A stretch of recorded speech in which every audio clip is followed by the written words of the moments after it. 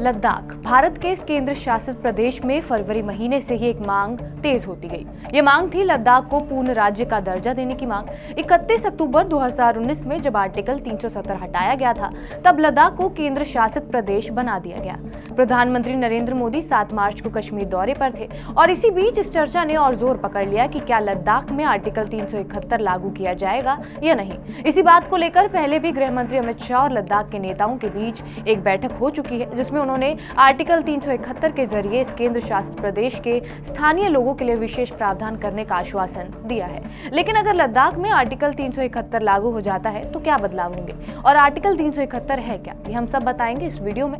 नमस्कार, मेरा नाम है रिया शर्मा और आप देख रहे हैं TV9 भारतवर्ष। 2019 में आर्टिकल 370 हटने के बाद लद्दाख को एक केंद्र शासित प्रदेश में तब्दील कर दिया गया था, जिसका मतलब ये था कि लद्दाख की कोई भी विधानसभा नहीं होगी। भारत में 2 केंद्र शासित प्रदेश ऐसे हैं जिनकी अपनी विधानसभा है, ये है पुडुचेरी और दिल्ली।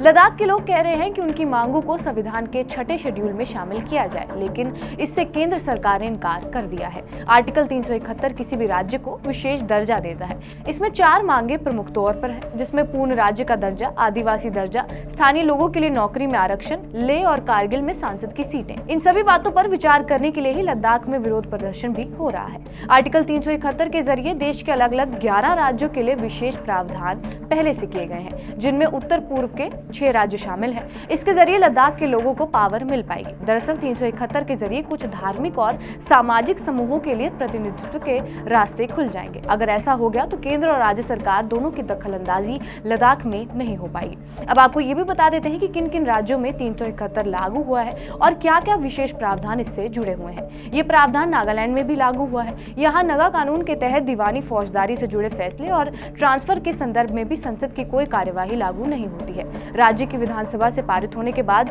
जरूर इसे लागू किया जा सकता है। इसी तरह से अनुच्छेद 371G में मिजोरम के लिए खास प्रावधान किए गए हैं। इसमें भी वही कहा गया है कि मिजो लोगों की परंपरा और कानूनी फैसलों पर संसद की कोई कार्यवाही तब तक लागू नहीं होगी जब तक कि राज्य विधानसभा में इसका प्रस्ताव पारित न हो जाए। अनुच्छेद 371B असम के लिए और अनुच्छेद 371C मणिपुर के लिए विशेष प्रावधान करता है। इसी तरह से अनुच्छेद 371F और H सिक्किम और अरुणाचल प्रदेश के लिए विशेष प्रावधान उपलब्ध कराते हैं। आंध्र प्रदेश, कर्नाटक और गोवा के लिए भी इसी अनुच्छेद के जरिए अलग अलग प्रावधान किए जाते हैं। हालांकि गृह मंत्री अमित शाह ने लद्दाख की पार्टियों को यह आश्वासन जरूर दिया है कि वो लद्दाख के लोगों को 80% आरक्षण दे सकते हैं। तो वे लद्दाख में लोगों की मांग यही है कि बाकी 11 राज्यों की तरह लद्दाख में भी अनुच्छेद लागू किया जाए। बहरहाल अब ये देखना होगा कि लद्दाख में 371 लागू होता है या नहीं। आपका इस वीडियो पर क्या कुछ कहना, हमें कमेंट बॉक्स में जरूर बताएं। बाकी देश और दुनिया की तमाम बड़ी खबरों के लिए जुड़े रहे हमारे साथ TV9 भारतवर्ष पर।